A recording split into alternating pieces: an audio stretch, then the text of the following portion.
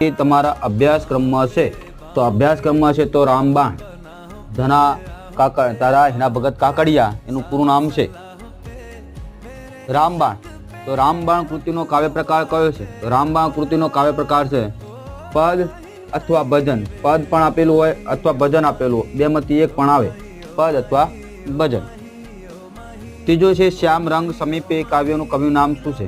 તો શ્યામ રંગ સમીપે જે છે કાળા વસ્તુને સાથે મારે ભાઈ પ્રેમ નથી કરવો એવું આ કાવ્યની અંદર છે તો દયારામ છે। દયારામની ગરબીઓ આપણે પરિચિત છીએ।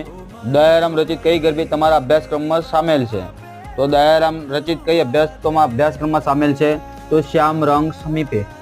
તો શ્યામ રંગ સમીપે એ તમારા અભ્યાસક્રમની અંદર સામેલ છે। ભવના અબોલા કૃતિ કયા કાવ્ય પ્રકાર જણાવો? તો ભવના અબોલા જે કૃતિનો જે કાવ્ય પ્રકાર છે